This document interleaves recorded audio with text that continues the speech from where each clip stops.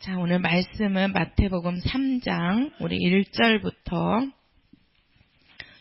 12절까지입니다.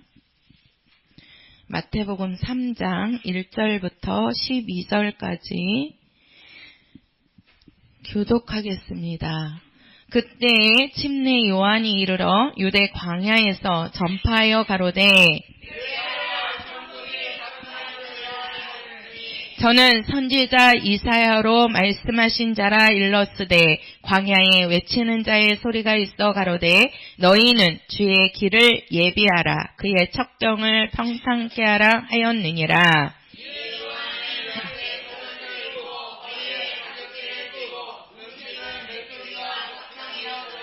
이때 예루살렘과 온 유대와 요단강 사방에서 다 그에게 나와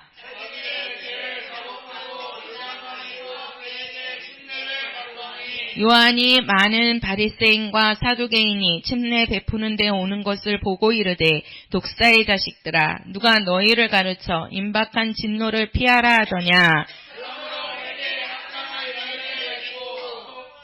속으로 아브라함이 우리 조상이라고 생각지 말라. 내가 너희에게 이르노니 하나님이 능히 이 돌들로도 아브라함의 자손이 되게 하시리라.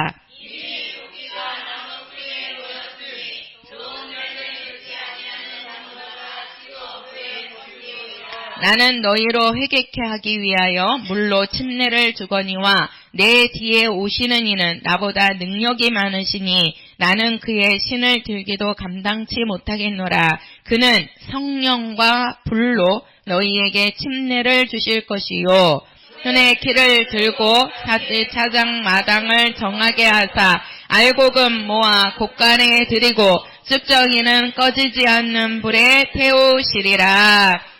아멘. 우리는 알곡이 돼야 됩니다. 쭉정이가 되면 안 됩니다.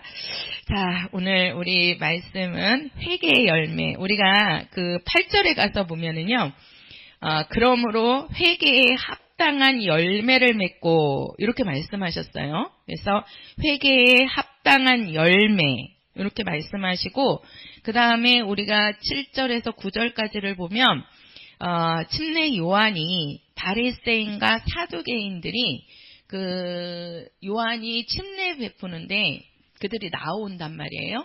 그냥 나오니까 그들을 향해서 어떻게 하냐면 책망을 하고 있어요. 지금 침례 요한이 제가 저번 시간에 이 이스라엘의 그 역사를 보면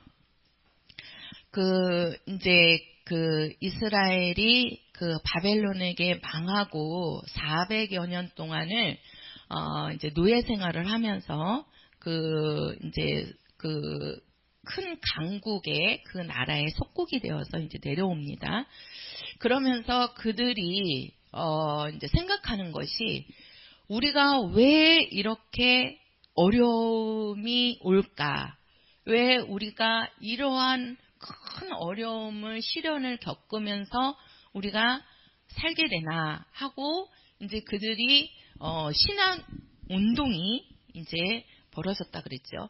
거기에서 예수님 당시에 자칭 자기네들이 의로운 자라 하고 나타난 게 요게 바리새인이고 사두개인이고 서기관들이었다고 말씀을 드렸습니다. 이 바리새인은 우리가 보면 이제 자칭 자기는 율법을 지켜서 그 율법으로 나는 의로운 자다라고 생각하는 자들이 바리새인들입니다. 그 이스라엘 백성들이 내려오면서 왜 우리가 망하냐 하고 보니까 그들이 성경으로 보자. 성경에 가서 하나님의 말씀으로 우리에게 뭔가 잘못된 부분이 무엇인가 하고 그들이 이제 들어가서 그 말씀을 들어가서 보니까 그들이 첫 번째 생각한 게 안식일이었다고 말씀을 드렸죠. 우리가 안식일을 범하기 때문에 이러한 어려움이 오고 있다. 그리고 두 번째가 11조라고 말씀을 드렸습니다. 우리가 하나님의 것을 하나님께 드려야 되는데 하나님께 드리지 않고 내가 하나님의 것을 도적질하기 때문에 그 11조와 헌물이 하나님 앞에 온전하게 드려지지 않아서 우리에게 이러한 아픔과 시련이 온 것이다. 그러니 우리가 하나님의 것을 도적질하지 말고 하나님께 드리자. 이렇게 나왔어요. 세 번째가 이제 이방 여인들을 취하는 거지요. 그것을 우리가 왕들을 보면 알 수 있다고 말씀을 드렸습니다. 그래서 우리가 이방 여인을 취하지 말고, 왜? 이방 여인이 들어오면서 이방 신을 갖고 들어오거든요. 그러니까 하나님이 제일 싫어하는 게 우상숭배잖아요. 그래서 우리가 하나님을 섬겨야 되는데 하나님을 섬기지 않고 이방신을 섬기는 것. 그것을 우리가 신약의 고린도전서에서는 뭐라고 그러냐면 귀신이라고 그러죠. 너희가 하나님과 귀신의 잔을 어떻게 같이 겸하여 섬길 수 있느냐. 우리 이방인들이 섬기는 가장 중심이 뭐냐면 그게 이방신인데, 이방신 중에서도 뭐냐면 조상입니다. 죽은 조상을 섬긴단 말이에요. 그 죽은 조상을 섬기는 게 가장 큰 우상입니다. 그래서 우리가 예수 믿는 사람들은 제사를 지내지 않잖아요. 그리고 또 제사 지낸 음식을 먹지 않습니다. 그러니까 그들이 딱 들어가서 보니까 우리가 이 세 부분을 하나님 앞에 어기고 있다. 그래서 우리가 이것을 철저하게 지켜야 된다 하고 나온 자들이 바리새인입니다. 그것을 우리가 이제 바리새 운동이라고 하는데, 오늘 이제 그렇게 나온 자들, 자칭 바리새인은 나는 율법을 지켜서, 나는 안식일도 범하지 아니하고, 나는 11조와 헌물을 하나님께 드렸고, 나는 이방 여인을 취하지도 아니했다. 그러니 나는 이 율법을 지켜서 나는 의로운 자다라고 자칭 자기네들이 스스로 우리는 의롭다라고 나온 자들이 요게 이제 바리새인이란 말이에요. 근데 그 바리새인들이 요한이 요단강에서 침례를 베푸는데 거기에 그들이 나온단 말이에요. 그러니까 그렇게 나온 바리새인과 사두개인들을 보고 침례 요한이 책망을 하는 겁니다. 뭐라고 책망을 하느냐면요. 자, 우리 7절 같이 읽겠습니다. 시작. 요한이 많은 바리새인과 사두개인이 침례 베푸는데 오는 곳을 보고 이르되, 독사의 자식들아, 누가 너희를 가르쳐 임박한 진노를 피하라 하더냐. 자, 요한이 바리새인들 보고 뭐라고 얘기하냐면 이 독사의 자식들아 이렇게 얘기합니다. 독사의 자식들아, 누가 너희를 가르쳐 임박한 진노를 피하라 하더냐. 그러면서 하는 말이 9절이에요. 자, 9절 시작. 아브라함이 우리 조상이라고 생각지 말라. 내가 너희에게 하나님이 능히 이 돌도 아브라함의 자손이 되게 하시리라. 자, 여기에 보면은 뭐라고 얘기하냐면 침례 요한이 너희는 아브라함이 우리 조상이라고 생각지 말라 이렇게 얘기합니다. 하나님이 능히 이 돌들로도 누구를 만들 수 있다? 아브라함의 자손을 만들 수 있다. 이게 무슨 말이냐면요. 이 바리새인들은 자칭 자기네들이 율법을 지켜서 의로운 자다라고 생각하는 자들이라 그랬잖아요. 근데 그러면서 이들은 뿌듯함이 뭐냐면 나는 아브라함의 자손이라는 거예요.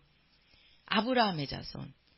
그리고 우리는 하나님이 택한 유대인들이라는 거죠. 하나님이 택한 백성이라는 겁니다. 그들의 자부심이 첫 번째는 아브라함이 나의 조상이고 나는 아브라함의 자손이고 그리고 나는 뭐라 그래요?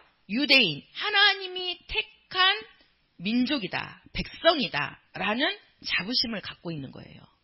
그러면서 자칭 우리는 의로운 자다. 이것을 갖고 있는데 침례 요한이 그러는 거예요. 야, 너희들이 지금 아브라함의 자손이라고, 그리고 너희들은 하나님이 택한 민족이라고, 유대인이라고 너희들이 거기에 자부심을 갖고 거기에 의로우려고 하는데, 하나님은 너희들이 아니더라도 다른 사람을 가지고도 아브라함의 자손을 만들 수 있다는 거예요. 이 돌들로도 아브라함의 자손을 만들 수 있다라는 겁니다. 그러면서 책망하는 거예요. 그 말이 바로 무슨 말이냐면요. 너희들은 스스로 너희들은 자칭 의인이라고 하지만 너희들은 의인이 아니고 하나님 앞에서 무엇이다? 죄인이라는 것을 지금 알려주는 겁니다. 이것을 제가 조금 말씀을 드리겠습니다. 자, 바리새인들은 자칭 자기네들이 무엇을 지켜서요? 율법을 지켜서요. 자, 율법을 제가 쉽게 설명을 해드리는 거예요. 자, 율법을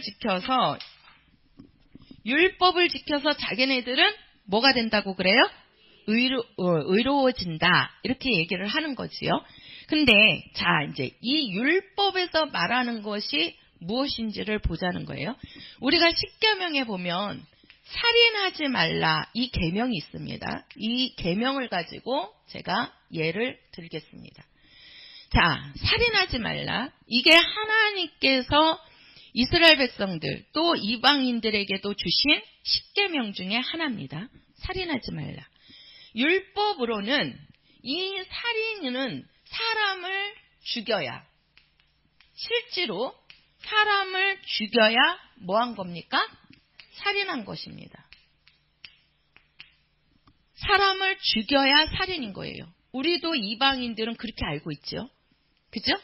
사람을 죽여야지만 내가 저 사람을 살인했다라고, 그리고 법에서도 저 사람을 죽여야지만 그 사람을 잡아서 너는 사람을 죽였으니까 살인죄야 하고 가두는 거잖아요. 그러니까 이 율법으로는 사람을 죽여야 살인죄가 적용이 되는 거예요. 그러니까 이 바리새인들은 나는 율법을 지켰다, 그래서 나는 의로워졌다라는 생각을 왜 하냐면 자기네들은 사람을 죽였다는 거예요? 안 죽였다는 거예요? 안 죽였다는 거예요. 나는 사람을 죽인 적이 없어. 그러니까 나는 이 율법을 지킨 거야. 이렇게 생각하는 거예요. 그런데 여기에 누가 오시죠? 예수께서 오시는 겁니다. 우리 이제 예수님께서 요 살인이라는 것을 어떻게 말씀하시는지를 보자는 거예요. 자, 예수님께서 오셔서 우리가 마태복음 7장이지요. 마태복음 7장. 자, 마태복음 7장입니다. 마태복음 7장이 아니라 5장이네요. 죄송해요. 마태복음 5장 예수님께서 하신 말씀. 자, 21절입니다. 21절, 22절입니다. 같이 읽을게요. 시작. 옛사람에게 말한 바 살인치 말라. 누구든지 살인하면 심판을 받게 되리라 하였다는 것을 너희가 들었으나 나는 너희에게 이르노니 형제에게 노하는 자마다 심판을 받게 되고 형제를 대하여 나가라 하는 자는 공회에 잡히게 되고 미련한 놈이라 하는 자는 지옥불에 들어가게 되리라. 자, 여기 보면 우리가 율법으로는 사람을 죽여야지만, 실제로 그 사람을 죽여야지만 그게 살인죄라는 거예요. 근데 예수님께서 오셔가지고는 뭐라고 말씀하냐면 형제에 대해서 노하는 자마다, 이렇게 얘기해요. 노하는 자마다, 노한다는 게 뭐죠? 그렇죠. 화내는 거. 형제에게 화내는 것도 심판을 받게 되고 형제에 대하여 나가라는 자 그러는데, 이 나가라는 게 이자 이렇게 적힌 데를 보면 나가는 히브리인의 욕설 이렇게 얘기하죠. 그러니까 형제에 대해서 욕을 해도 이 사람은 뭐예요? 살인죄를 지금 범하고 있다는 거예요. 또 형제 보고 미련한 놈이라 하는 자는 어디에 들어간다? 지옥불에 들어간다. 자, 우리는 요거를 한마디로 말하면요, 형제를 뭐하는 거? 미워하는 거. 미워하는 것 자체가 이게 뭐다? 살인이다. 이렇게 얘기하는 거예요. 누가 오셔서요? 예수님이 오셔서. 자, 여기에 이제 침례 요한이 지금 바리새인들을 책망하는데 왜 책망하는지를 우리가 알아야 된단 말이에요. 그러니까 율법을 지켜서 자기는 의롭다라고 얘기하는 거예요. 쉽게 말해서 나는 사람을 죽인 적이 없다. 그러니까 나는 율법을 지켜. 율법을 지켜서 나는 의로워.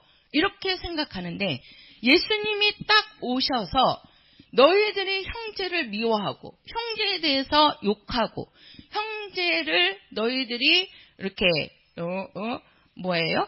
형제에 대해서 미련한 놈이라고. 우리가 미련한 놈이라는 게 뭐 한두 번만 합니까? 애들을 두고도. 그렇게만 해도 너희는 뭐다? 살인죄가 있어서 어디에 들어간다? 지옥불에 들어간다는 거예요. 지옥불에. 이거 얼마나 무서운 말입니까? 그죠? 그런데 요것이 더 이렇게 올라가서 어디를 보시냐면요. 누가복음 14장입니다. 누가복음 14장. 자, 누가복음 14장 3절에서 5절입니다. 3절에서 5절.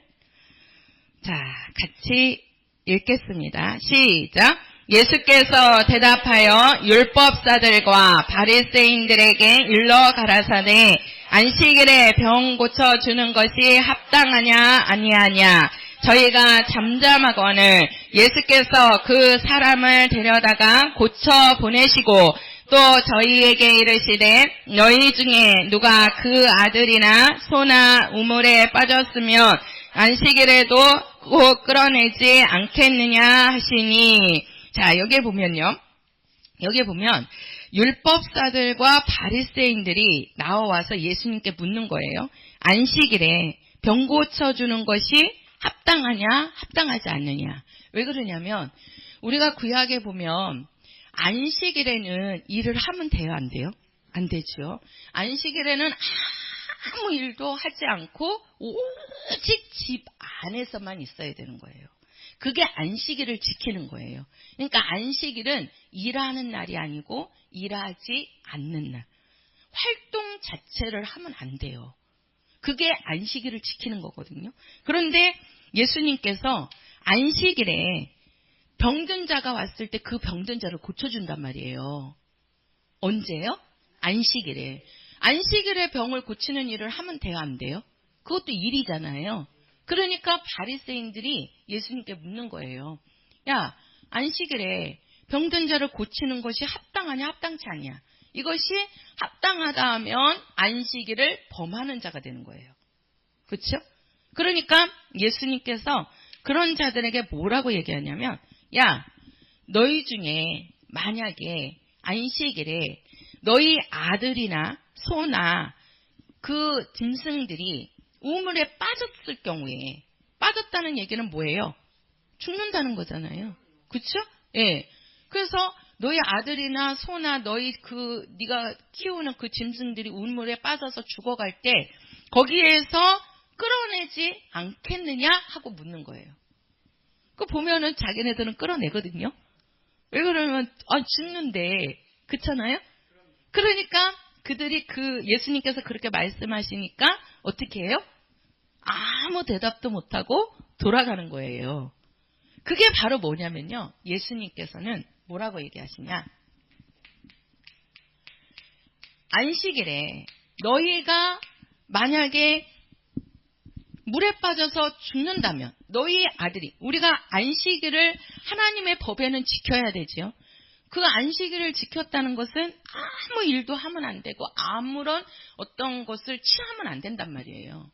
근데 왜 그러냐면 제가 그랬잖아요. 그 안식일을 지키기 위해서 이 몸에서 땀이 안 나니까 그냥 걸을 때도 천천히 이렇게. 그래서 산으로 도망갈 때도 천천히 가니까 그 사람들이 그 안식일을 지키러 산으로 도망가면서 얼마나 많은 사람들이 죽었다고 순교했다고 그런 말씀을 드렸잖아요. 그 정도로 그들은 안식일을 지키려고 하는데 예수님이 오셔가지고 그 안식일에 병든 자를 고치신단 말이에요. 병든 자를.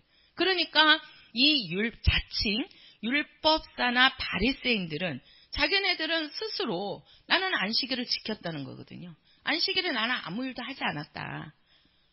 나는 안식일을 지킨다고 나는 그렇게 자칭 의롭다고 율법을 지킨 자라고 하는 자들 앞에서 예수님은 안식일에 병을 고쳐주신단 말이에요. 그러면서 그들이 예수님의 그 행하는 그 일을 보고 너는 안식일을 지키는 자가 아니라 범하는 자라는 것을 말하고 싶은 거예요. 근데 예수님은 그들을 향해서 너희 중에 정말 너희 아들이 우물에 빠지거나 물에 빠져갖고 죽어갈 때, 너희 짐승들이 우물에 빠져서 물에 빠져서 죽어갈 때 너희들은 건져내지 않겠느냐. 건져낸단 말이에요. 그러니까 자기네들이 하는 것을 보고 그냥 말없이 돌아가는 거예요. 그러니까 예수님은 뭐냐, 정말 죽어가는 사람을 살리려고 하지 않는 그 무관심 자체가 바로 뭐라는 겁니까? 살인이라는 겁니다. 살인이라는 거예요. 그러면서 또 한 가지 뭐라고 말씀하시냐면 고린도 전서 가서 보세요. 그러면서 예수님이 하시는 말씀이 고린도 전서 13장입니다. 고린도 전서 13장, 우리가 고린도 전서 13장을 사랑장이라고 말씀을 하지요. 자, 13장 13절입니다. 13절. 자, 같이 13절이 아니라 3절을 읽겠습니다. 3절 시작.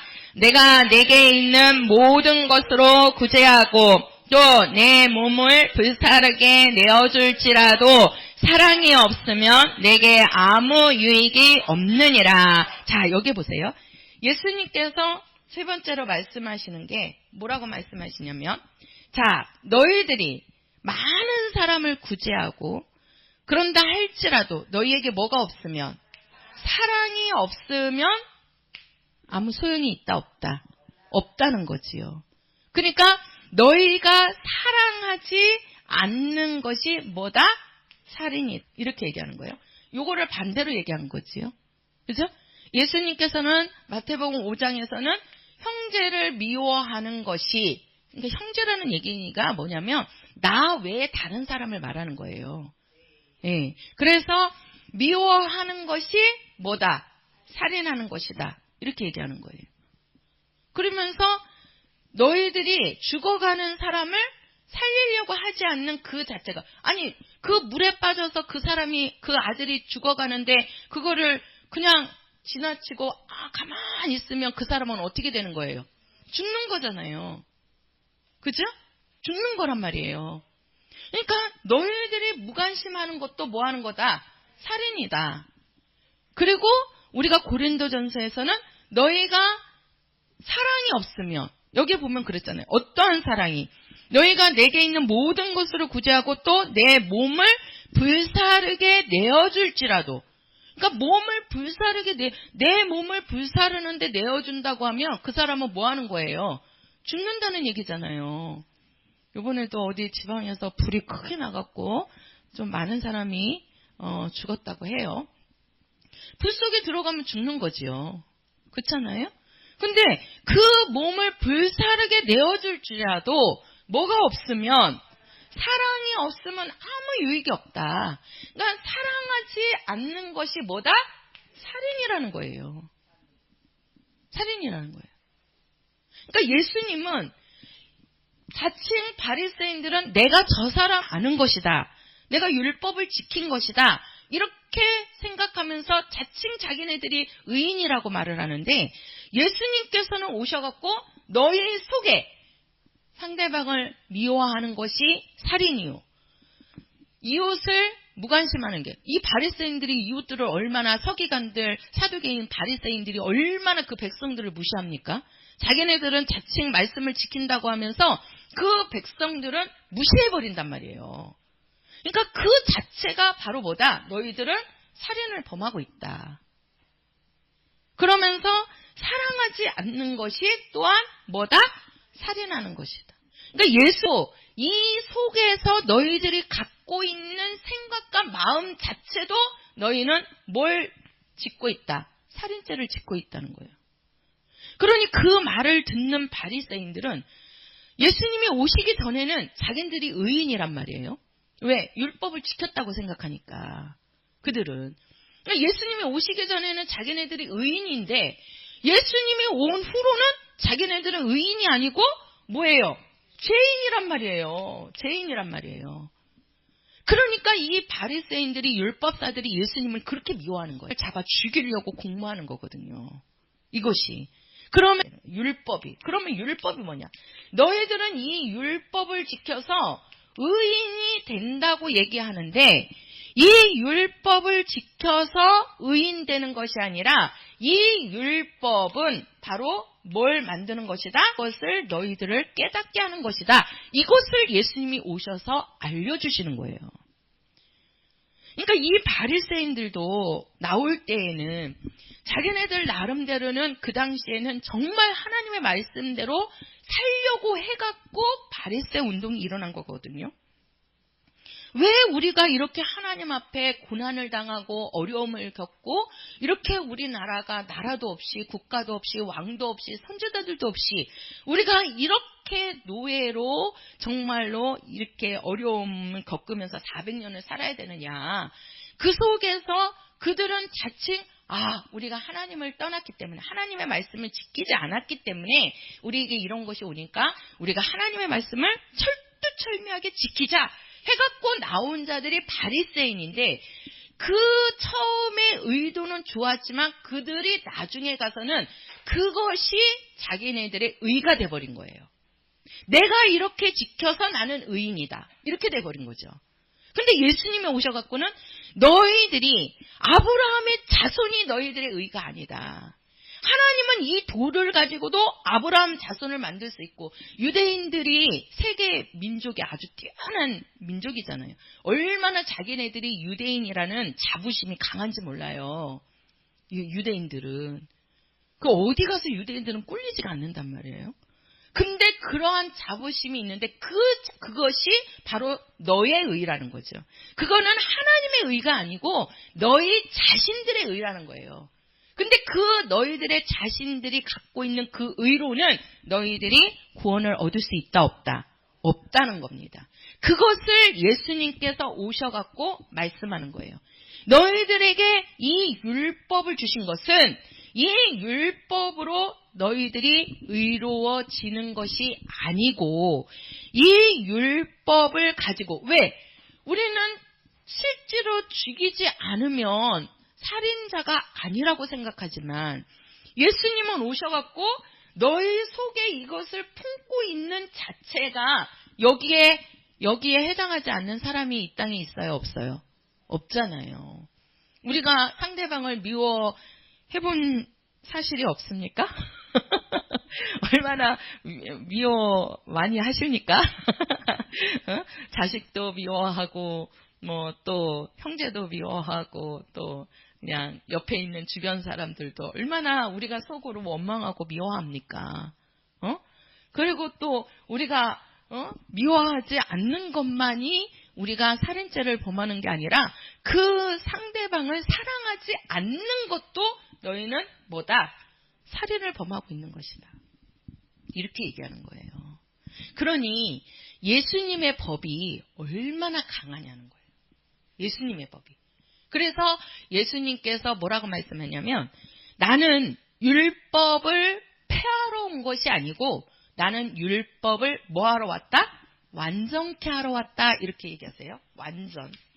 자, 예수님이 뭐라고 그러냐면 나는 율법을 바리새인들은 예수님이 이렇게 하시는 말씀을 듣고 보니까 이거 뭐야?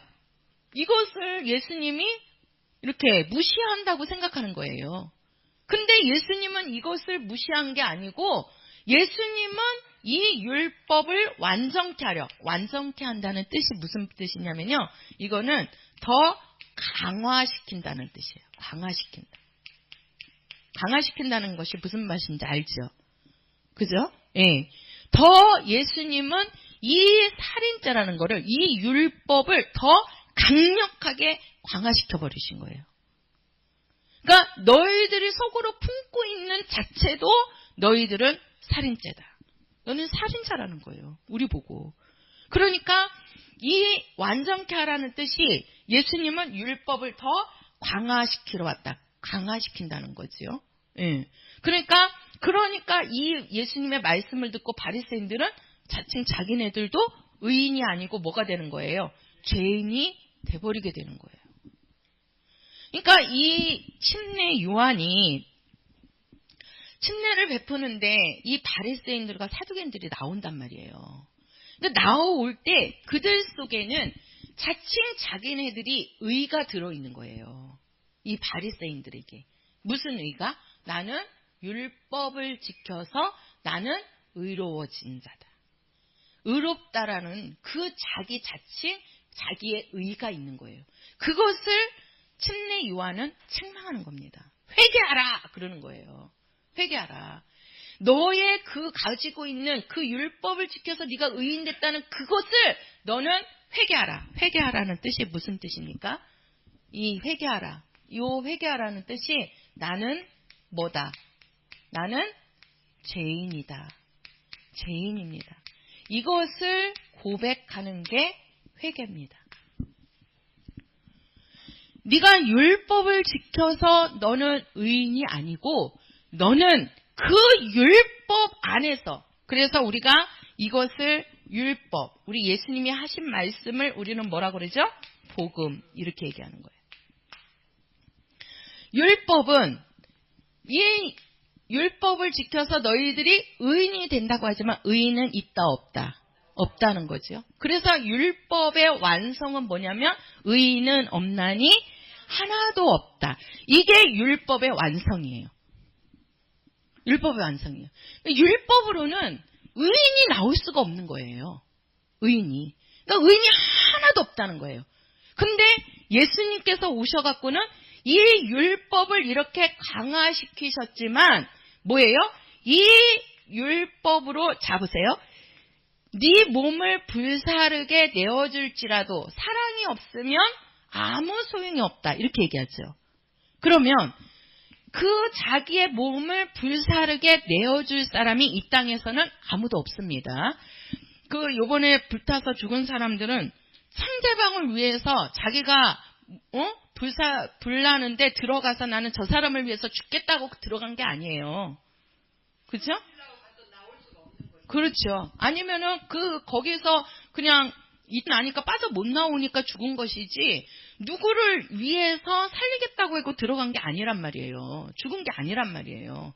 사고로 인해서 죽은 것이지. 근데 우리가 이 율법으로는 남을 위해서 자기 몸을 불사르게 내어줄 자가 하나도 없어요. 하나도 없단 말이에요. 근데 예수님은 오셔가지고 자기 몸을 불사르게 내어줬어요, 안 내어줬어요? 그렇지요. 예수님은 자기 몸을 이 땅에 오셔가지고 십자가에 죽음을 당하면서도, 그죠? 자기 몸을 죽이면서 우리를 위해서 뭘 주신 분이에요? 사랑을 주신 분이에요. 그래서 최고의 사랑은 누구인 거예요? 예수이신 거예요. 예수. 그래서 예수님을 우리가 뭐라고 얘기하냐면요. 한번 여기는 볼게요. 로마서 13장 가서 보세요. 로마서 13장. 자, 로마서 13장입니다.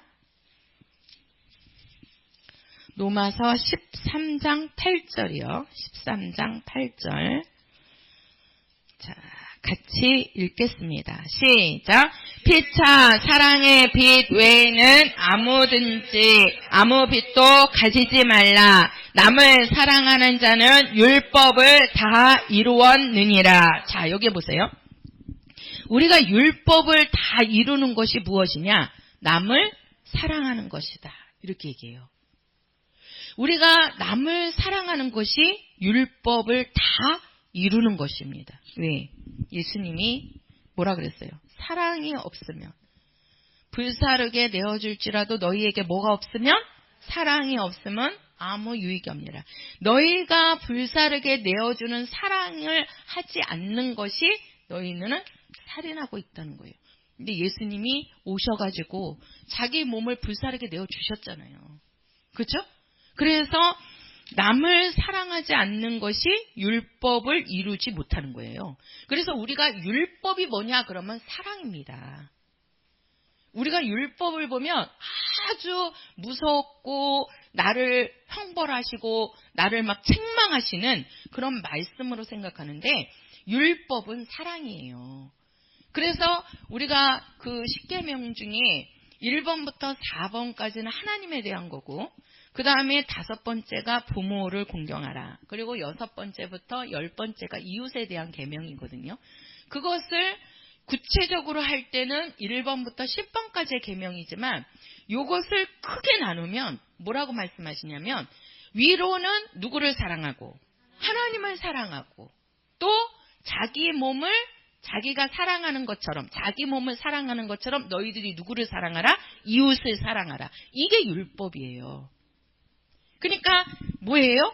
하나님을 사랑하고 또 자기를 사랑하고 이웃을 사랑하는 거.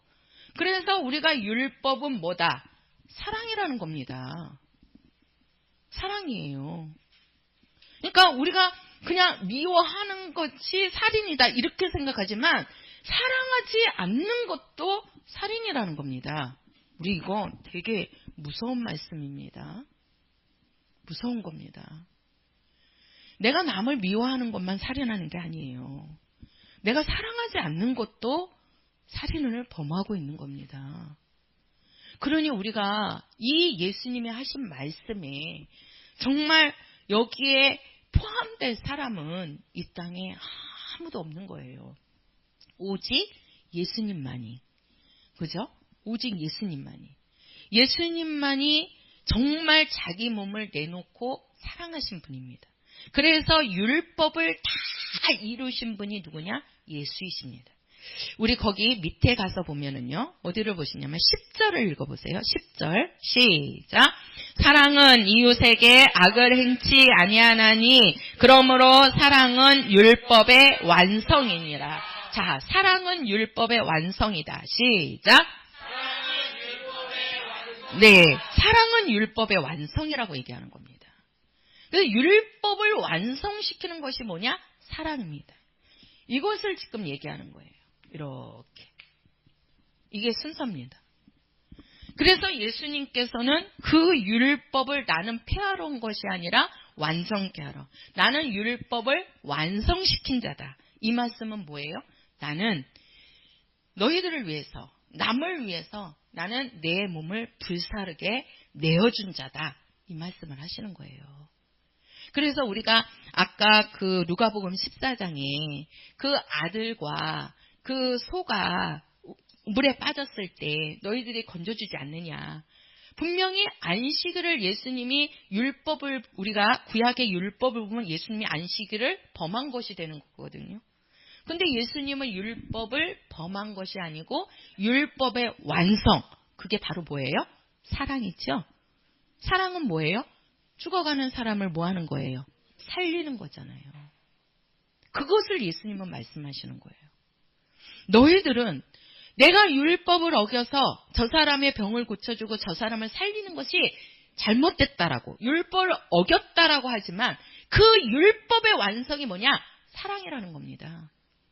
너희들은 그 죽어가는 사람이 있을 때 너희들은 살리는 사랑이 있느냐는 거예요.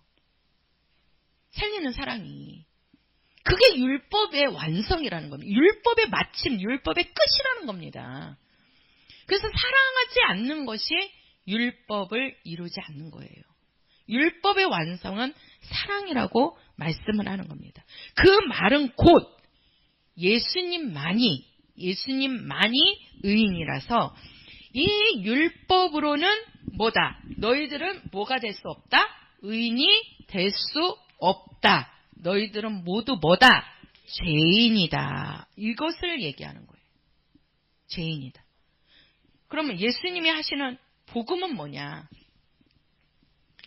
복음은, 자, 율법은 죄인을 만드는 겁니다. 율법은 죄인을 만드는 거예요. 그럼 복음은 뭐냐? 우리가 여기는 성경을 좀 제가 보겠습니다. 복음이 뭔지.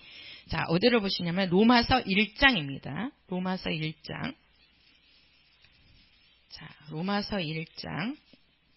17절입니다. 로마서 1장 17절. 자, 같이 읽겠습니다. 시작. 복음에는 하나님의 의가 나타나서 믿음으로 믿음에 이르게 하나니 기록된 바 오직 의인은 믿음으로 말미암아 살리라 함과 같으니라. 자, 복음에는 뭐가 나타났어요? 하나님의, 그렇죠. 하나님의 의가 나타났다. 이렇게 얘기했어요. 하나님의 의가 나타났다. 그러면서 하나님의 의가 우리의 뭘로? 믿음으로, 그죠? 믿음으로 우리는 뭐가 된다? 그렇죠. 의인이 된다. 이렇게 얘기하는 거예요. 자, 요게 핵심입니다. 자, 율법은 너희들이 지켜서 의인 되는 게 아니라 죄인이다. 근데 바리새인들은 나는 율법을 지켜서 뭐다? 의인이라고 나온 자들이에요. 나는 율법을 지켰다. 그래서 나는 의로운 자야. 하나님은 나를 의롭게 생각해 주실 거야. 하나님은 나를 의로운 자라고 취해 주실 거야. 이렇게 나온 자들이에요. 근데 그렇게 나온 자들은 예수님은 뭐예요? 너희들은 뭐다? 죄인이라는 거죠. 죄인이다. 너희들이 여기서 벗어날 수 있느냐? 너희들 이걸 지키고 있느냐? 이거예요. 지키고 있느냐? 이거 지금 다 바리새인들 범하고 있잖아요. 그잖아요? 그러니까 너희들은 죄인이다. 이 죄인인 것을 깨닫게 하는 게 율법이요. 복음은 하나님의 한 의가 나타났다. 하나님의 의가 누구시죠? 그렇죠. 예수. 하나님의 의가 나타났는데 이 의를 우리는 뭐함으로? 믿음으로. 뭐라고요? 믿음으로. 쉽게 말해서 예수를 믿음으로 너희는 뭐해진다? 그렇지요. 의로워진다. 이것을 말씀하는 겁니다. 그래서 이 침례 요한이 우리가 마태복음 그 3장 2절에 가서 보면 회개하라. 천국이 가까웠느니라 할 때 요 회개하라. 이것은 뭐예요? 너희들이 율법을 지켜서 의인이 아니고 너희는 뭐다? 죄인이다. 나는 죄인입니다. 해보세요. 시작. 그래서 우리가 그 회개의 열매, 회개에 합당한 열매 이렇게 얘기하는데요. 이 열매라는 것은 요거는 단수라고 얘기해요. 단수. 하나라는 뜻이죠. 쉽게 말해서 요거는 각각을 이야기하는 겁니다. 각각. 개인. 요게 열매를 뜻하는 거예요. 그러니까 우리가 하나님 앞에 회개하는 것은요. 각각 이루어져야 됩니다. 부부 사이라 할지라도 남편이 예수를 믿고 남편이 하나님 앞에 회개를 하고 부인이 하나님 앞에 회개하지 않았어요. 그러면 나누어지는 겁니다. 아무리 자식 간의 문제라고 할지라도 부모가 예수를 믿고 자식이 예수를 믿지 아니하면 분명히 나누어집니다. 우리가 회개는 각각 이루어져야 됩니다. 모든 사람들이 다 예수님께 나와서 회개가 돼야 됩니다. 그 회개라는 것은 뭐예요? 나는 뭡니다? 죄인입니다. 우리는 죄인입니다 하는데 우리는 죄인이 되면 안 됩니다. 우리라는 것은 다 같은 거를 얘기하는 거거든요. 이 자리에 모인 사람들이라 할지라도 이 자리에서 나는 죄인입니다. 나는 예수님을 믿음으로써 나는 살지 않으면 나는 의인이 될 수 없습니다. 그 고백이 이루어지지 않으면 이 자리에 앉아있다 할지라도 그에게는 구원이 없는 거예요. 구원이 없는 거예요. 그래서 우리는 죄인입니다가 아니고 나는 죄인입니다. 이 고백이 나와야 됩니다. 그것을 우리는 회개의 경험이라고 하거든요. 저도 회개의 경험을 했습니다. 저는 언제 한번 그런 간증을 한번 드렸던 적이 있는데 말씀을 전하다가 저는 어렸을 때부터 이제 성품 자체가 저는 되게 내성적이에요. 그래서 이 싫은 것도 싫다고 표현을 못하고 나쁜 것도 나쁘다고 표현을 못하고 말을 못해요. 지금은 그래도 하나님이 저를 이렇게 훈련시키셔가지고 이 앞에 나와서 이렇게 말씀을 전하고 있지만 제가 처음에는 성격이 되게 내성적이어서요. 앞에서 나서서 뭔 말을 못해요. 아무 말도 못했어요. 뭔 말을 저 사람한테 싫은 소리를 하려고 그러면 눈물부터 나와요. 눈물이 나오니까 말이 안 나와요. 이 목에서. 그럼 말도 못하고 돌아가고 말. 그래서 제가 그 초등학교 다닐 때는요. 정말 애들하고 싸워본 적이 없어요. 저는 제 기억에 애들하고 싸워본 기억이 없어요. 그러니까 이게 좋아서 그런 게 아니고 성품이 내성적이다 그러니까 이게 말을 못한 거예요. 그래서 학교에서 저는 말이 없어서 항상 부러운 애들이 누구냐면 명랑한 애들. 막 그 성격이 막 활발하고 그런 애들이 너무 저는 보기가 좋아갖고 친구를 사귀어도 그런 애들을 사귀고 싶었어요. 그래서 걔네들을 쫓아다니면 좋을 것 같아가지고 그랬는데 제가 그러면서 교회를 딱 나왔는데요. 교회 안에 딱 와서 이제 말씀을 들으면 항상 말씀이 우리는 죄인이다. 이 말씀을 하는 거예요. 그러면서 그 죄를 예수님이 사해 주셨다. 그러니 예수님이 얼마나 고마운 분이시냐. 이 말씀을 하시는데 나는 이제 처음에 그 말씀을 듣는데 내가 진짜 못된 일을 하면서 살았다 그러면 그래 나는 죄인이야. 이렇게 될 거예요. 근데 나름대로 나는 그래도 그러니까 나도 이게 바리새인 같은 의로움이 내 안에 있었나 봐요. 그러니까 성격이 그래서 못한 건데 나는 누구하고 싸워본 적이 없어. 나는 누구한테 욕해본 적이 없어. 나는 누구한테 싫은 소리 해본 적이 없어.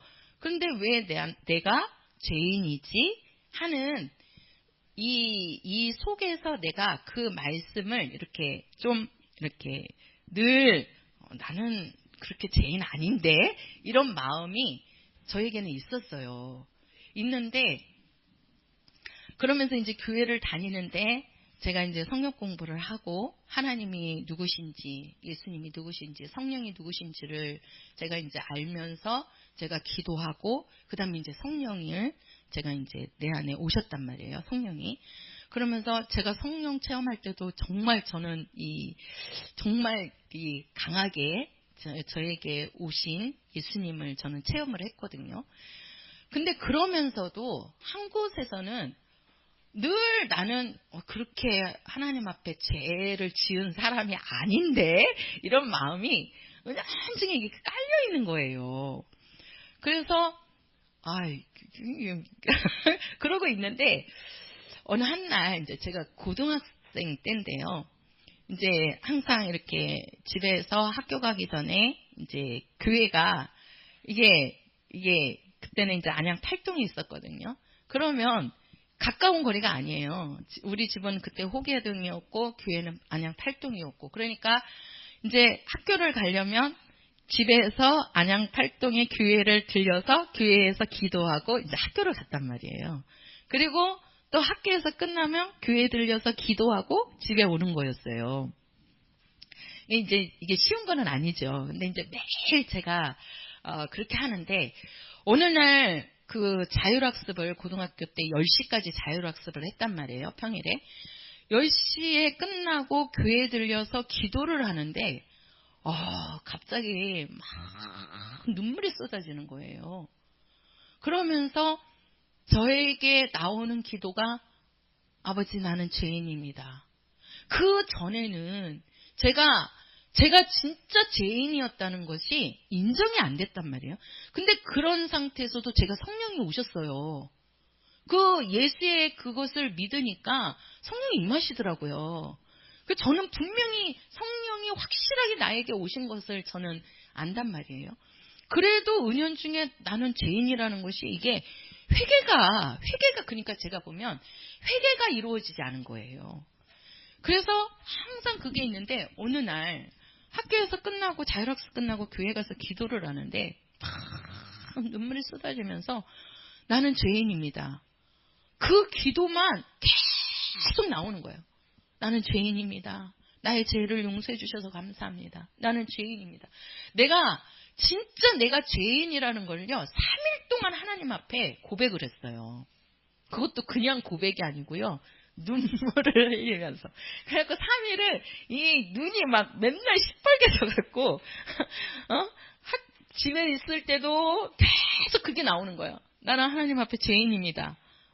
그리고 또 학교 가서도 공부할 때도 나는 그게 생각이 나갖고, 막 계속 눈물이 막, 이게 막 나오는 거예요. 막 울먹울먹거리고. 그러니까 이제 주변에 보는 사람들은 너 무슨 일 있냐? 막 그러는 거예요. 무슨 일이 없어요. 근데 이 예수님만 생각하면, 나는 죄인입니다. 정말 나를 용서해 주셔서 감사합니다. 그 기도를 제가 3일을 울어봤어요. 3일을. 하나님이 그렇게 저에게 회개의 경험을 주시더라고요. 그러면서 그때부터 그게 싹 사라졌어요. 야, 정말 나의 죄를 그분이 감당하셨구나. 나를 용서해 주신 분이 예수님이시구나.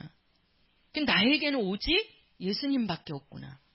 그게 저에게 그 회개의 경험을 통해서 딱 와버린 거예요. 그러면서 그때 하나님이 저에게 보여주신 것이 예수님께서 십자가에 피 흘리시는 모습을 정면에 딱 보여주시더라고요.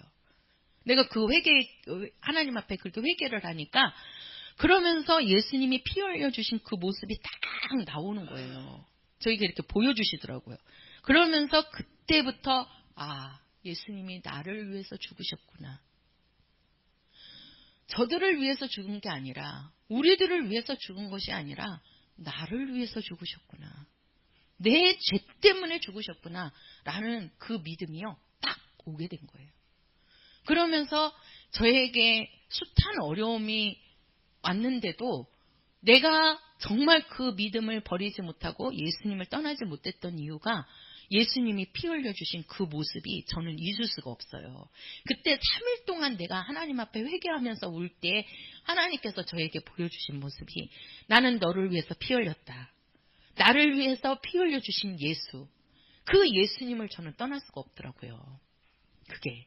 그게 바로 회개의 경험입니다. 우리 성도들에게는 회개의 경험이 있어야 됩니다. 그래서 침례 요한이 너희는 회개하라. 이것이 뭡니까? 나는 죄인이다. 내가 죄인인 것을 너는 고백하라. 이겁니다. 그러면 그 죄인에게 필요한 분이 누구십니까?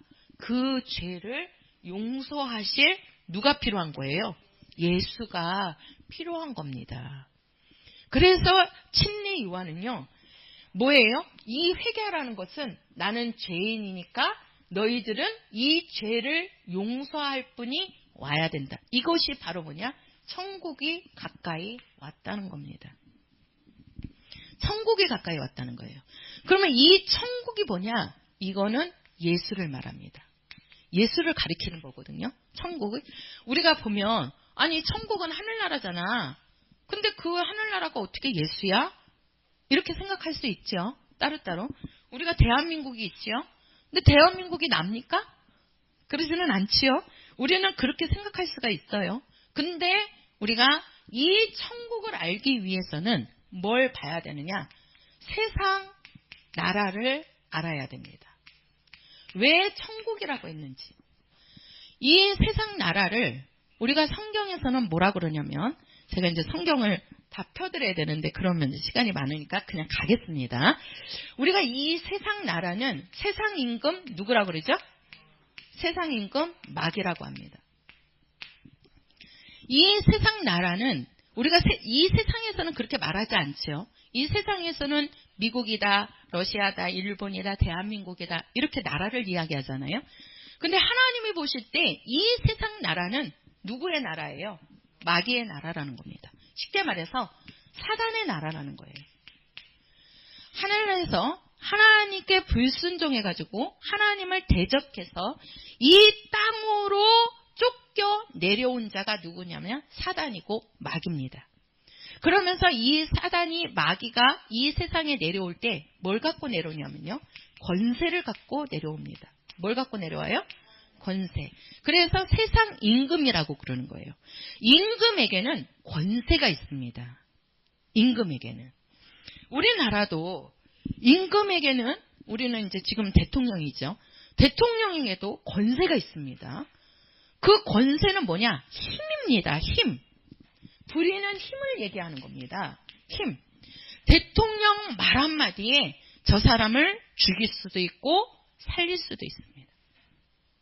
왕의 말 한마디에 저 사람을 죽일 수도 있고 살릴 수 있는 겁니다. 그게 권세입니다. 그래서 마귀는 세상 임금, 권세를 갖고 있기 때문에 세상 사람들을 뭐합니까? 죽이는 사망 권세를 갖고 있는 자입니다. 권세를 갖고 있다는 거예요. 근데 좋은 권세가 아니죠. 죽이는 권세를 갖고 있는 거예요. 그게 바로 누구냐? 마귀요, 사단입니다. 이 세상 나라는 사망 권세의 나라란 말이에요. 그래서 이 세상에 사는 사람들은 다 뭐합니까? 죽습니다. 사람뿐만이 아니고 짐승도 죽고 식물도 죽고 나무도 죽고 사람도 죽고 이 땅에 있는 모든 것들은 마지막은 다 뭐하는 겁니까? 죽는 겁니다. 그 권세를 가지고 있는 게 사단이요, 마귀입니다. 이게 이 세상 나라가. 근데 이 세상 나라에 이러한 권세를 갖고 있는 이 나라에 천국이 왔다는 거예요. 천국이 왔다는 거예요. 지금 침례 요한이 그러잖아요. 회개하라. 뭐가 가까이 왔다? 천국이 가까이 왔다는 거예요. 천국이. 그러면은 이 천국은 바로 뭐냐? 우리가 이렇게 생각하셔야 돼요. 우리가 전쟁을 항상 일으킬 때는요, 뭐가 필요하냐면 선전포고가 필요한 겁니다. 선전포고라는 얘기는요, 모든 나라는 전쟁을 일으킬 때 그냥 막무가내로 전쟁을 일으키는 게 아니고 우리가 저기 나라에 전쟁을 일으킬 거다. 응? 저 나라에 미사일을 쏠 거다. 얘기를 해요, 먼저. 근데 그거를 개인이 얘기해갖고는 선전포고가 안 되는 거예요. 누가 얘기해야 돼요? 누가 얘기하죠? 전쟁을 선포할 때는 누가 선포하죠? 그 나라 대통령이, 그 나라의 최고 권력자가 선포할 때 전쟁이 이루어지는 겁니다. 그죠? 그 선포하지 않고 쳐들어온 게 북한의 김일성이잖아요. 김일성은 선전포고도 안 하고 쳐들어온 거예요. 그게 우리나라 6.25예요. 근데 그 김일성을 제외한 모든 전쟁에는요, 그 최고의 권력자가 선전포고를 해요. 나는 이제부터 전쟁을 일으킬 거다. 러시아도 푸틴이 일주일인가 뭐 얼마 전부터 우리는 전쟁 일으킨다 계속 얘기했잖아요. 사람들은 무슨 이때 전쟁이 일어나겠어? 무슨 전쟁이 그냥 말로만 하는 거지? 근데 실제로 일어나잖아요. 먼저 선전포고를 하는 거예요. 그게 바로 뭐예요? 그 내 나라를 대표하는 그 권력자가 선전포고를 할 때에 거기에서 이제 나라와 나라의 싸움이 일어나고 전쟁이 일어나고, 전쟁이 일어나면 항상 한 나라는 지고 한 나라는 이긴 나라가 그 나라를 정복하게 되는 거예요. 정복하기 위해서는 전쟁이 필요한 겁니다. 그죠? 왜 러시아가 우크라이나인가? 거기를 왜 전쟁을 일으킵니까? 그 나라를 집어삼키고 싶은 거잖아요. 정복하고 싶은 거거든요. 근데 못 이기고 지금도 정복 못 하잖아요. 그죠? 그러니까 정복을 하기 위해서는 선전포고가 필요하고 전쟁이 있어야 되는 거예요. 그래야 그 상대방을 정복할 수가 있는 겁니다. 바로 이 나라는요, 이 세상 나라는 영적으로 마귀의 나라요, 사단의 나라입니다. 왜? 하나님이 그렇게 만드셨어요. 이 우주와 지구를 마귀를 가두기 위해서, 사단을 가두기 위해서 하나님이 만드신 장소입니다. 그리고 그에게 권세를 준 거예요. 너는 세상 임금이 되라. 그러니 그 권세를 갖고 있죠. 요 권세를 갖고 있는 것을 하나님이 가만 놔두면 돼요, 안 돼요? 안 돼요. 뺏어야 되잖아요. 그렇죠? 그러니까 어떻게 해요? 그 나라를 정복하기 위해서는 나라가 와야 되는 거예요. 나라가 와야 되는 거예요. 그러면 그 나라를 대표하는 게 누구라고요? 그 나라의 대통령, 그 나라의 왕을 뜻하는 겁니다. 자, 예수님은 하늘나라의 왕이십니다. 하늘나라의 왕, 곧 천국의 왕이십니다. 우리가 천국이 가까이 왔다 할 때 하늘나라의 그 나라가 이 땅에 내려온 겁니다. 그 권세를 갖고 오신 분이 누구예요? 예수예요. 예수예요. 예수예요. 그래서 예수님이 이 땅에 오신 것은 마귀를 멸망시키려고 오신 것이죠. 예수님이 오신 목적에 우리가 두 번째가 그쵸? 마귀를 심판하기 위해서, 마귀를 멸망시키기 위해서 예수님이 이 땅에 오셨다라고 말씀하시잖아요. 그죠? 그래서 천국이 가까이 왔다 이렇게 얘기하는 거예요. 우리가 성경에 보면은요, 하늘나라 용어를 세 가지를 나와요. 천국, 그 다음에 하늘나라, 하나님의 나라, 그 다음에 뭐가 나오죠? 그렇죠. 아버지지. 요 세 가지가 나오는데 이게 의미는, 개념은 똑같습니다. 개념은 똑같아요.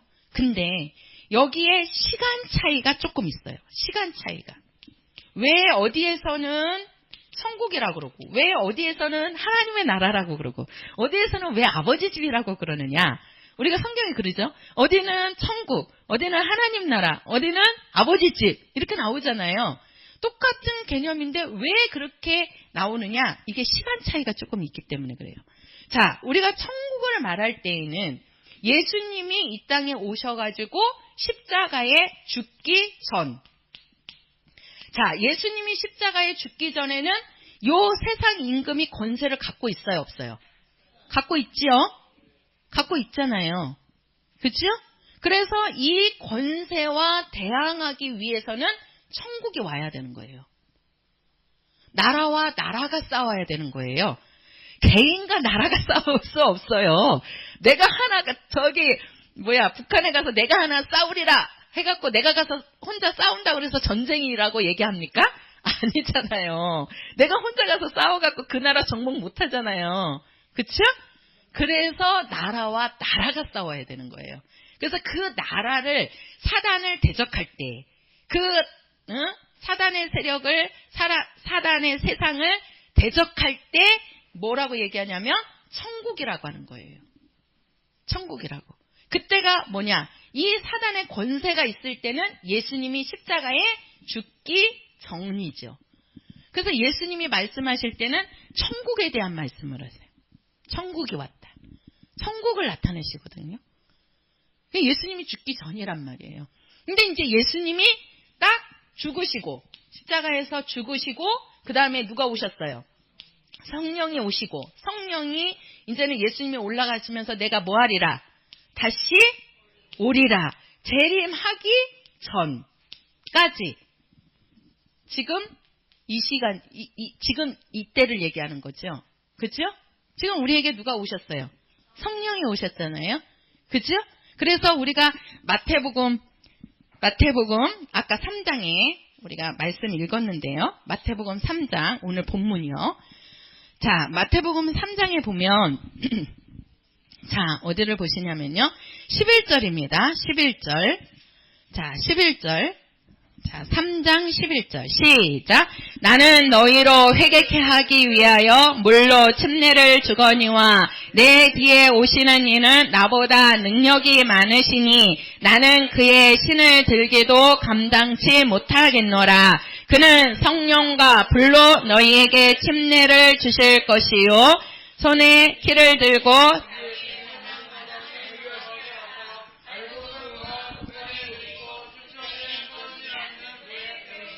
자, 여기에서는 지금 성령과 불로 이렇게 얘기했죠. 자, 요한복음 3장 가서 보세요. 요한복음 3장. 거기에서는 뭐라고 말씀하시는지. 자, 요한복음 3장 5절입니다. 여기를 먼저 봤어야 되는데. 자, 요한복음 3장 5절이에요. 시작.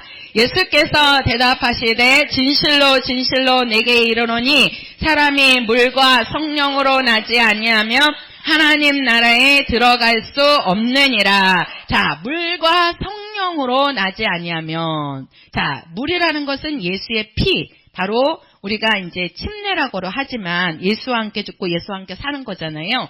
그러니까 예수님의 죽음 후를 또 성령이 우리에게 오셨을 때는 뭐라 그래요?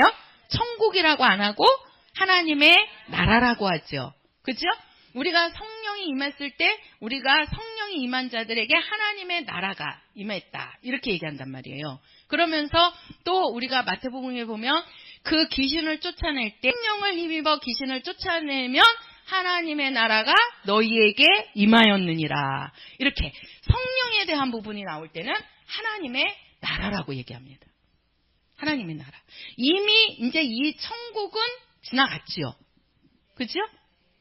근데 지금 우리가 마태복음 3장에 침례 요한이 얘기를 할 때는 아직 그 사탄의 이 나라가 멸망하기 전이잖아요. 그래서 천국이 가까이 왔느니라 이렇게 얘기하는 거예요. 곧 천국이 가까이 왔다는 것은 누가 가까이 왔다? 예수가 가까이 왔다. 왜? 예수는 천국의 왕이시거든요. 천국의 왕이시거든요. 그러니까 예수님이 가까이 왔다는 거예요. 그러니 너희들은 누구를 맞을 준비를 해라? 예수를 맞을 준비를 해라. 이겁니다. 자, 우리가 예수님이 오셔서 십자가에서 죽으시고 그다음에 성령이 오셨을 때 또 예수님이 재림하시기 전까지 여기가 뭐라고요? 하나님의 나라. 그럼 아버지 집은 뭐예요? 재림 후. 재림 후에 아버지 집이 되는 겁니다. 아버지 집은 우리가 예수님이 이 땅에 오셔갖고 다시 오시죠. 다시 오신다고 했잖아요. 예수님이 다시 오시면 우리를 데리고 어디로 가는 거예요? 아버지 집으로 가는 거예요. 그때는 아버지 집이 되는 거예요. 왜? 우리는 성령을 통해서 뭐가 된 거예요? 하나님의 자녀. 자녀된 자들이 어디 가는 거예요? 아버지 집에. 그래서 우리가 이제는 그 예수님 재림하시고 예수님과 함께 가는 곳이 아버지 집. 이 땅에서는 하늘나라. 그래서 너희가 여기 있다 저기 있다 하지 말라. 너희 안이 하나님의 나라인 것을 알지 못하느냐 그러잖아요. 여기가 지금 하늘나라예요. 성령이 모신 자들이 하늘나라입니다. 예, 그죠? 예. 이제 천국은 예수님이 왕권을 가지고 이 땅에 오실 때, 그때를 천국이라고 하는 거예요. 천국이라고. 그래서 요 천국은 이 사단과 대적할 때 나오는 말이 천국입니다. 천국입니다. 그러니까 예수님이 천국으로 가까이 와가지고 예수님이 죽고 부활해서 사단의 권세는 어떻게 됐어요? 멸망시켰잖아요. 그러니까 이제는 사단에게는, 마귀에게는 권세가 있어요, 없어요? 없어요. 그 권세를 누가 다 빼앗았어요? 예수님이 다 빼앗았어요. 이제는 마귀는 권세가 없는 자예요. 그래서 우리가 요한계시록에 보면 마귀는 세상을 미혹하는 자, 또 세상에 꿰는 자, 이렇게 얘기하잖아요. 꿰는 자. 그러니까 속이는 자라는 거죠. 그 전에는 권세자였지만, 세상 임금으로서 권세자였지만 예수님이 죽고 부활하신 후에는 마귀의 권세는 없어진 거죠. 왜? 예수님이 이겼으니까 그 사단을 정복한 거란 말이에요, 지금. 그래서 마귀는 진 자고 예수님은 이긴 자란 말이에요. 마귀를 이기신 분은 예수님밖에 없어요. 그래서 우리에게는 오직 예수입니다. 자, 우리가 요것만 이제 마무리를 해드릴게요. 자, 침례 요한이, 그래서 우리가 침례 요한을 최고의 선지자라고 하는 이유가요. 이 침례 요한은요, 왜 그러냐면 이스라엘에 선지자들이 많이 나오죠. 그 선지자 중에 가장 큰 자가 침례 요한이라고 얘기하거든요. 근데 구약의 선지자들은 태어날 때부터 선지자로 부름받은 자들이 없어요. 중간에 하나님이 부르신 거거든요. 중간에 다. 그리고 어떤 선지자는 하루 선지자 일을 했던 자도 있고 어떤 선지자는 또 오랫동안 한 선지자도 있기도 해요. 근데 중간에 이렇게. 근데 침례 요한 같은 경우에는 요한은 태어날 때부터 선지자로 부름받았어요. 그래서 그 침례 요한이 부모가 누구예요? 엘리사벳과 사가랴잖아요. 엘리사벳과 사가랴가 누구지요? 대제사장이었단 말이에요. 대제사장. 그러니까 그러면서 그 가브리엘 천사가 그들에게 나타나서 그러잖아. 너희가 아들이 있을 것이다. 나이가 늙어서 그 엘리사벳과 사가랴가 나이가 많이 들어서 잉태를 못하잖아요. 그런데도 천사가 나타나서 너에게 아들이 있을 것이다. 선지자로 하나님이 예비해 주신 거예요. 그래서 침례 요한은 태어날 때부터 선지자로 태어났고 또 살면서도 선지자 일을 하고 또 평생 선지자 일을 하거든요. 근데 이제 어머나 지가 아직도 있나 보다. 지요. 아직도 있나 봐요. 세 마리를 잡았다 그러는데 얼마나 많이 있을까. 근데 그 침례 요한은 살면서도 선지자 일을, 그래서 요단강에서 떠나지 않고 예수님 만날 때까지 계속해서 그 침례를 주면서 선지자 일을 하잖아요. 그리고 죽을 때도 선지자로 죽어요. 그러니까 그래서 침례 요한을 가장 큰 자라고 하는 것이, 침례 요한은 태어나면서부터 살면서 죽을 때까지 선지자 일을 했던 사람이 침례 요한이에요. 침례 요한이에요. 근데 성경에 보면 이런 말씀을 하죠. 그 침례 요한이 가장 선지자로서 큰 자지만, 여자가 낳은 자 중에 가장 큰 자지만, 너희들은 천국에 가면 그 요한보다 뭐한 자가 되리라? 큰 자가 되리라. 이렇게 말씀하시죠. 우리는 침례 요한처럼 선지자로 태어난 것도 아니고 선지자 일을 죽도록 한 것도 아니고, 죽을 때 선지자로 우리는 선지자가 아니고 증인으로 죽어야 됩니다. 그렇지 않다 할지라도 우리가 침례 요한보다 하늘나라 가면 큰 자가 되거든요. 왜 그러느냐? 침례 요한은 성령을 받지 않았기 때문에 하늘나라 갔을 때 하나님의 자녀가 될 수가 없어요. 왜 그러냐면 침례 요한은 예수님께 침례를 주고 헤롯에게서 목 잘라서 바로 죽잖아요.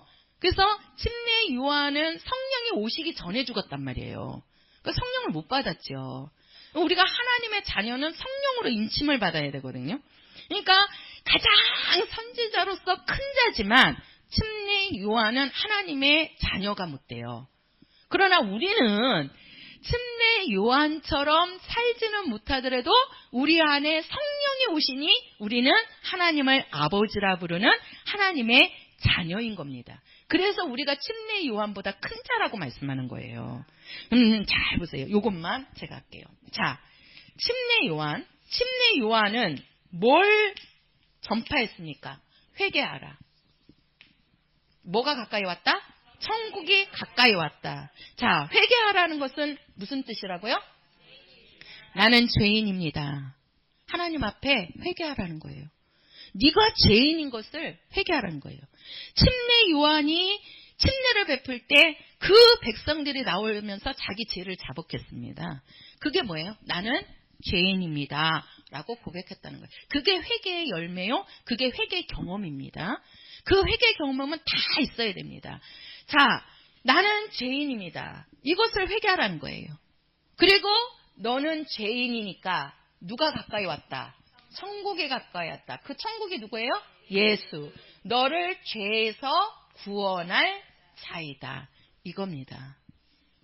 그래서 하나님의 한 의가 나타나서 믿음으로 의로워진다. 의롭게 된다. 이게 기계예요.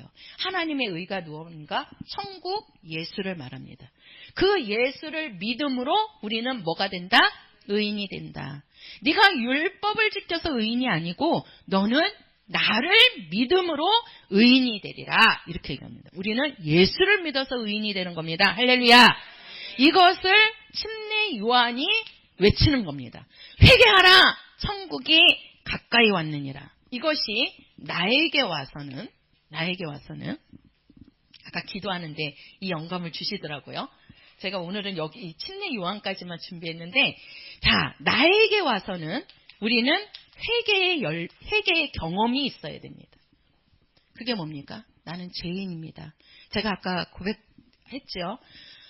정말 나는 죄인입니다. 예수께서 나를 위해서 그 죄를 그 죄를 용서하시기 위해서 피 흘려 주신 그 고백이 우리 성도님들에게 있어야 됩니다.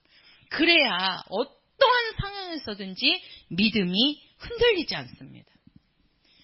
우리가 환경에 사람에 의해서 자꾸 좌우되고 흔들리고 자꾸 우리가 넘어지는 것은 왜 그렇습니까? 예수님이 십자가에 못 박혀주신 그것이 나에게 실제로 오지 않기 때문에 우리가 자꾸 환경에 의해서 우리가 흔들리게 되는 겁니다. 우리의 믿음이 누굽니까? 우리의 믿음의 대상은 사람이 아닙니다. 우리의 믿음의 대상은 환경이 아닙니다. 우리의 믿음의 대상은 예수이십니다. 예수님이 흔들리지 않으시는데 왜 우리의 믿음이 흔들립니까? 사람에 의해서, 왜 환경에 의해서 흔들리십니까? 흔들리면 안 됩니다. 지켜야 됩니다. 왜? 그것을 갖기 위해서는 회개의 경험이 필요합니다. 정말 나는 죄인이라는 걸. 내가 죄인인 것을 내가 안다면 예수님을 떠날 수가 없습니다. 예수님을 저버릴 수가 없는 거예요. 사람에 의해서 예수님을 버릴 수가 없는 거예요. 회개의 경험이 안 됐기 때문에 그러는 겁니다. 나는 죄인입니다. 그래서 나에게는 오직 누구밖에 없다? 예수밖에 없다라는 고백이 있어야 됩니다. 이것이 우리가 타인을 위해서, 요거는 이제 전도지요. 전도는 무엇입니까? 당신들은 죄인입니다. 당신은 죄가 있지 않습니까? 사람들한테 물어보세요. 죄 있어요, 없어요? 다 있다고 합니다. 맞아요. 당신은 죄인입니다. 그 죄를 용서하시고 우리를 구원하실 분은 누구밖에 없습니다. 예수밖에 없습니다. 이것을 우리가 알려주는 게 전도요, 증인입니다. 우리는 이것이 있어야 됩니다. 회개하라. 천국이 가까이 왔느니라. 이러한 믿음으로 사시는 우리 귀한 성도들이 되시기를 예수의 이름으로 부탁을 드립니다. 아직까지 나에게 회개의 경험이 없으시다면 회개의 경험을 하셔야 됩니다.